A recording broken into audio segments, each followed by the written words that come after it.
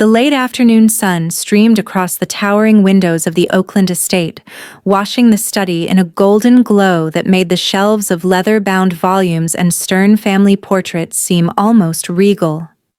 At the center of it all was the long oak table gleaming beneath the light and stacked with spreadsheets, charts, and financial reports that looked more suited to a corporate boardroom than a family meeting. My parents sat at the head poised and severe, while my siblings flanked them with the quiet expectancy of lieutenants awaiting orders. I took the farthest seat dressed simply in my worn sweater and jeans, a deliberate contrast to their designer suits and glittering accessories. At 28, I had long since abandoned the family's corporate ambitions, devoting myself instead to a nonprofit career that paid me a modest $45,000 a year. My brother Michael, recently back from London in his custom-tailored suit, radiated a smug confidence that came from living and breathing business deals. Rachel, my sister, toyed with her luxury handbag, her jeweled watch, catching the light every time she checked it as if even being here was an inconvenience. I knew what this gathering was about. They had finally decided to stage an intervention. To them, my modest income and different career path weren't choices. They were failures that had gone on too long.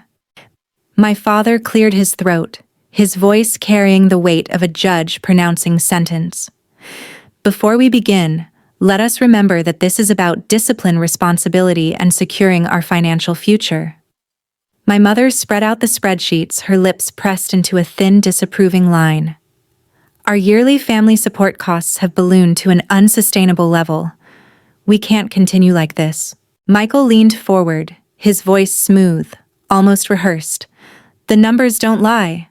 Certain members of this family are draining resources without showing gratitude or accountability.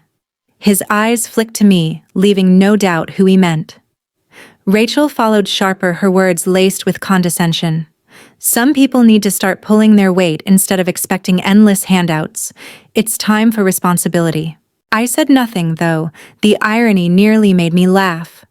They believed I was the dependent one, blind to the truth that their allowances, their comfort, even the roof over their heads flowed quietly through me each month. My father pressed on. The emergency fund is bleeding out. Rent subsidies, car repairs, frivolous requests. It all stops here. We can't be anyone's personal bank anymore.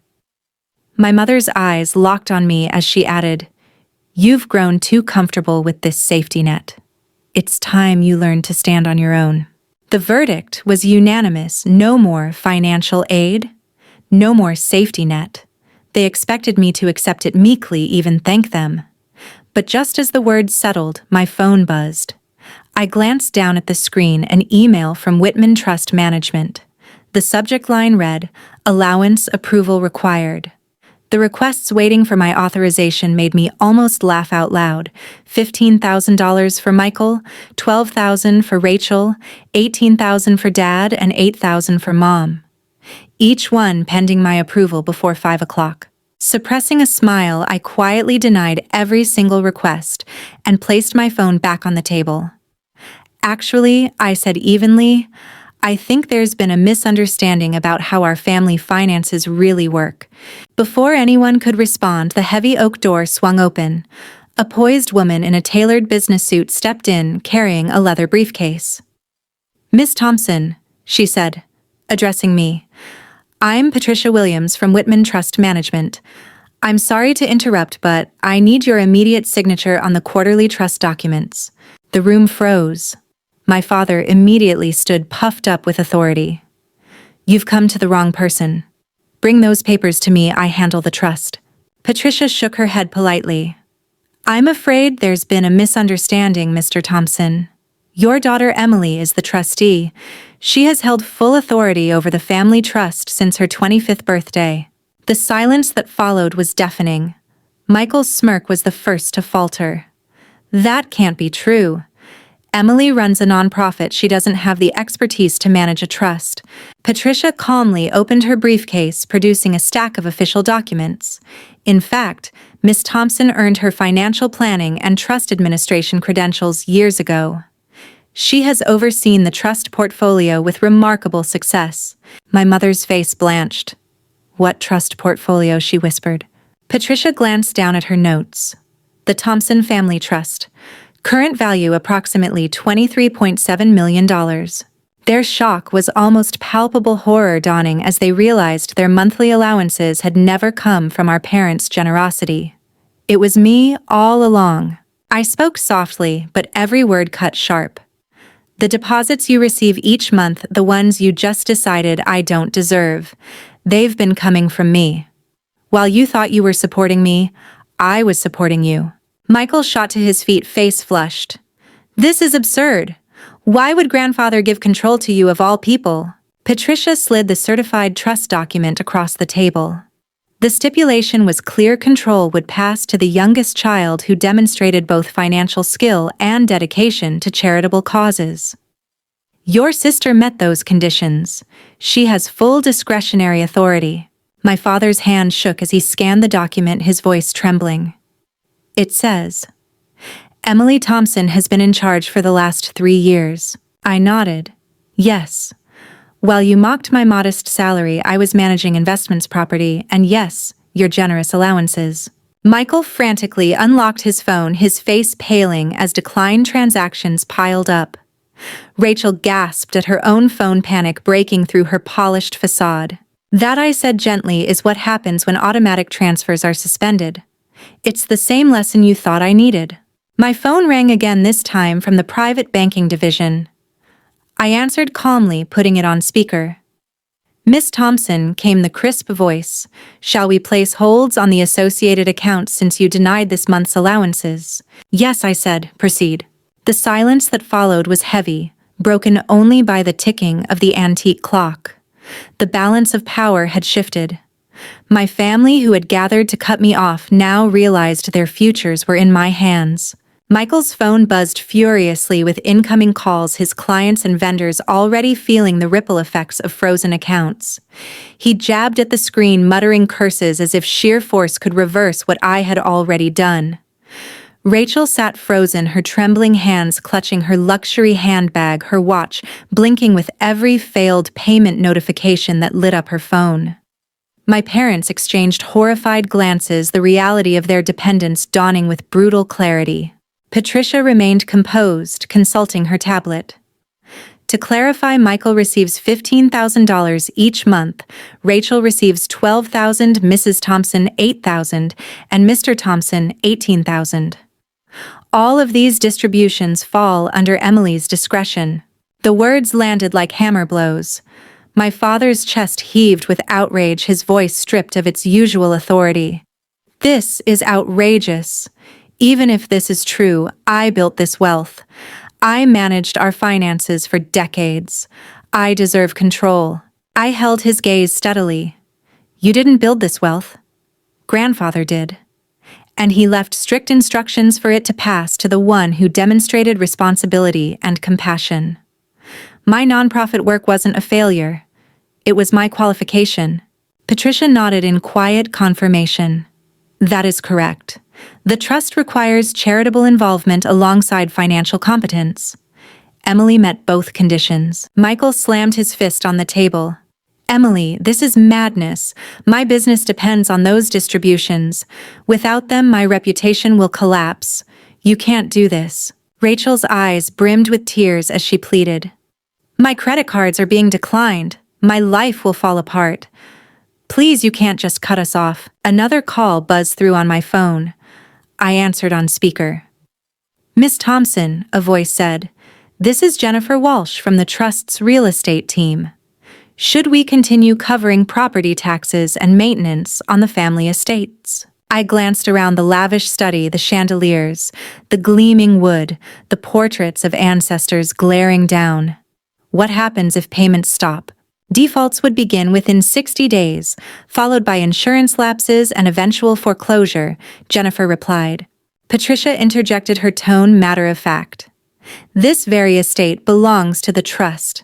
Without Emily's oversight, it would already be in jeopardy. My mother's face turned ashen. Our home. This house belongs to the trust. Yes, Patricia confirmed. Emily has been covering all expenses for the past 3 years. The reality shattered whatever pride remained. My father fumbled with his phone, whispering frantically to his accountant. My siblings sat pale and speechless, their illusions of independence unraveling. Another call buzzed. Miss Thompson, said a representative from household management, the staff payroll is due tomorrow. Shall we proceed with payments? I studied my family's faces, every one of them stricken with fear. No, I said calmly. Hold all staff payments pending a budget review. Rachel leaned forward, panic cracking her polished tone. You can't do that. Emily, Mom depends on the staff. The house will fall apart. The same way you thought I depended on handouts, I countered evenly. Remember your words? Time to sink or swim. Michael's composure was unraveling. His phone buzzed nonstop, angry clients flooding his line. His once polished demeanor was gone, replaced with desperation. Finally, my father leaned forward, his voice lowered to a plea. Emily, please. Let's not do this. We are family. We can work something out. I let the silence hang before answering. We are family. And for 3 years I supported you without complaint. But today, you sat me down to cut me off, not realizing the truth. You never supported me. I supported you. Patricia looked up from her notes, a faint admiration in her tone.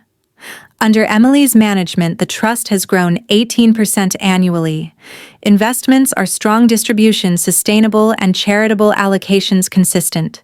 She has exceeded expectations. Their stunned silence filled the study. The oak-paneled walls seemed to lean closer, the portraits of our ancestors silently bearing witness to the reversal of power. For the first time, I saw my family not as figures of authority, but as beneficiaries who had lived in denial of who truly held the reins. I folded my hands, steady and resolute. Here's what happens next. The allowances will continue, but not as before. From now on, every dollar comes with accountability. Michael shook his head violently. You can't change the rules. Those funds are mine. They're not, I replied calmly. They belong to the trust, and I decide how they're used. Patricia slid a fresh set of documents across the table. These revised terms are ready for signature. I explained them slowly, deliberately. Dad, your monthly allowance drops to $12,000 with mandatory expense reporting. Mom, yours becomes $6,000 subject to oversight. Michael and Rachel, you'll each receive $8,000 reviewed quarterly. Rachel gasped. $8,000. That won't even cover. Then you'll adjust, I said firmly, exactly as you demanded I should. Michael's eyes burned with fury. You're destroying me. My business can't survive on this. Sink or swim, I finished for him, letting his own words hang heavy in the air. My mother's hands trembled. Emily, you're treating us like children. No, I said. I'm treating you like adults who need to relearn responsibility. I lived within my means while supporting you. Now it's your turn. Patricia gestured toward the paperwork. These changes are effective immediately. Beneficiaries must sign to acknowledge. My father's pride kept him frozen, but slowly, one by one, they bent. Rachel scrawled her signature through tears. Michael signed with a violent jab of his pen, muttering under his breath. My father hesitated, longest jaw clenched, before pressing his name reluctantly onto the page. My mother signed last, her eyes glistening with sorrow. As Patricia gathered the papers, my phone rang again. I answered on speaker. Miss Thompson, should we continue insurance and contracts for the trust's commercial properties? Yes, I said, glancing at my family. But from now on, every expense must be justified. No exceptions. The study fell into silence. My family, once so eager to lecture me, now sat subdued, their lives suddenly fragile under the new rules. For the first time, they truly saw me not as the dependent sister, but as the trustee, the guardian, the one holding all their futures. Michael shoved his chair back and began pacing the room, his polished confidence in tatters. You don't understand, Emily, he said, voice rising with each word. My clients expect certain standards. I can't host dinners in cheap restaurants. I can't show up in anything less than luxury. $8,000 a month won't even cover half of what's necessary. Then perhaps I said evenly, it's time to reconsider what's truly necessary. Rachel's hands fluttered helplessly at her sides, her voice trembling. My friends will notice when I can't keep up. They'll know something's wrong. I'll lose everything. Then maybe you'll find out which friends are real, I replied softly. The ones who stay for you, not for your spending. My father leaned forward, his face etched with desperation. The booming authority he had once wielded was gone, replaced by a man scrambling to hold on to dignity. Emily, listen to me. You can't cut allowances this drastically. We're not asking for extravagance, just stability. You're punishing us. I shook my head. No, this isn't punishment. It's structure. It's accountability. Exactly what you all claimed I needed. Patricia quietly slid another folder across the table. Miss Thompson, one more matter. The charitable allocation. Under your discretion, you may redirect portions of the trust to philanthropy. I opened the folder, already knowing my decision. Effective immediately, I'm creating a foundation with $5 million from the trust. It will support education and nonprofit initiatives. That money will never again be available for personal spending. The air in the room shifted as if a bomb had gone off. Rachel gasped, clutching her chest. Michael froze, mid-step, his face white with fury. My mother whispered, $5 million, as though the number itself could not be real. Michael exploded. That's our inheritance. You can't just give it away. It was never your inheritance, I said calmly. It was grandfather's, and he left it for me to manage with integrity. He trusted me to ensure this wealth did something meaningful. That's exactly what I'm doing. Patricia noted the directive without hesitation. Understood. The foundation will be established immediately. I rose from my chair, my voice steady. You told me this family wasn't my bank anymore. You sat me down to cut me off. But the truth is, I am your bank. I am your landlord, your employer, your financial future. And from this day forward, things will change. The portraits on the wall loomed over the stunned silence, the ancestors who had built this legacy now bearing witness to its rebirth. My family's eyes followed me as I walked toward the door, frozen in disbelief, powerless to stop the shift that had already taken root. That night, the estate was unnervingly quiet. Gone was the usual chatter, Michael boasting about his latest deal, Rachel fussing over boutiques, my father sipping brandy like a king on his throne. The silence was louder than any argument. I sat alone in the study, the ink still drying on the revised agreements, the weight of authority pressing, but not unwelcome. My phone buzzed with messages. Michael's came first. Frantic Emily. This will ruin me. Think about my clients. Please reconsider. Rachel's was emotional, bordering on desperate. I can't face my friends if they know. Please fix this. My father's was curt. More command than request. We need to speak. Urgently. I let the messages sit unanswered. For years I had quietly borne the responsibility of sustaining them. Tonight, they would learn what silence felt like. The following morning, breakfast in the dining hall resembled a funeral procession. Michael's eyes were bloodshot, his phone buzzing ceaselessly with angry calls he ignored. Rachel picked listlessly at her fruit, scrolling through rejected transactions on her banking app. My father sat stiff, his untouched coffee cooling by the minute. Finally, my mother broke the silence. Her voice was cracked, fragile. Emily, we were wrong. Her eyes shimmered with tears, and for the first time I saw not disdain, but vulnerability. We treated you like you were less. We thought your choices were weakness, but you were the one keeping us afloat all along. I'm sorry. Rachel set down her fork, her own eyes glistening. I didn't mean what I said yesterday. I thought you were the drain, not the foundation. I should have respected you. Even Michael, usually so quick to argue, lowered his voice. I mocked you. I said nonprofit work was meaningless. But I was wrong. It was your strength. My father's eyes glistened, though his pride weighed heavy in his tone. Your grandfather always believed in doing the right thing even when it wasn't profitable. He must have seen that in you. I didn't. That was my mistake. Their apologies softened something inside me, but I knew words alone weren't enough. Acknowledgement matters, I said. But responsibility matters more. The trust is no longer a lifeline for indulgence. It's a tool for growth and contribution. If you want to benefit, you'll live by its rules. For once, there were no arguments, just silence, acceptance, and the first glimmer of humility I had ever seen from them. In the weeks that followed, the new structure settled over the family like an unfamiliar but necessary weight.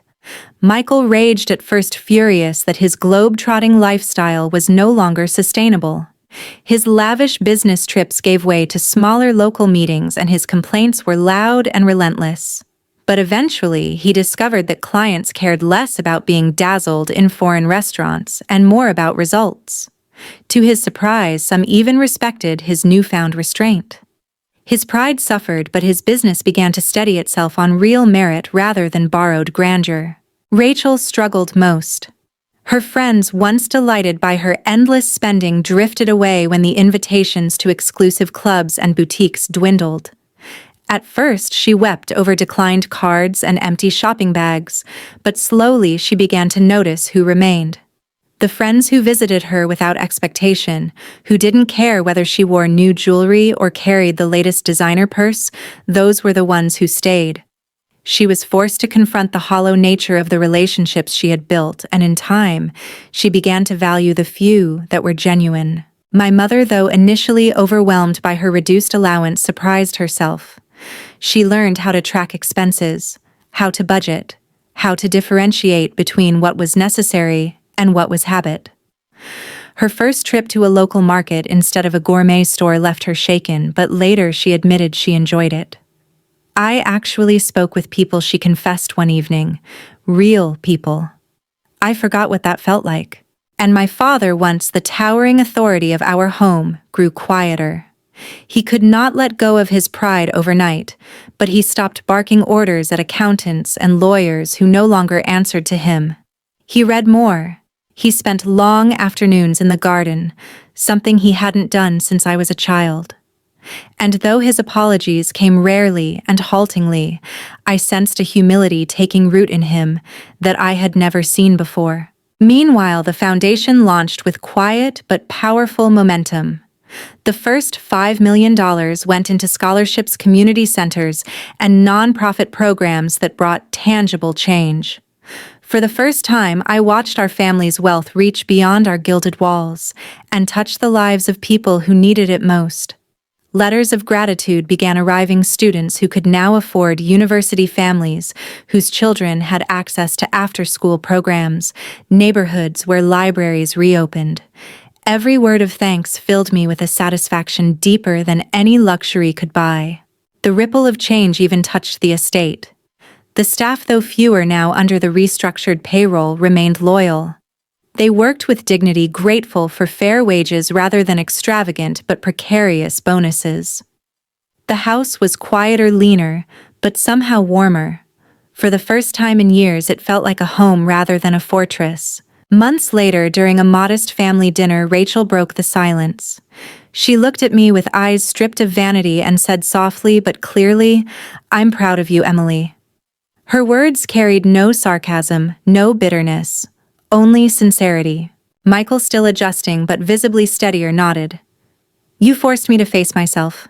I hated it, but it made me better." Even my father managed a weary smile, small but genuine. "Your grandfather would have been proud.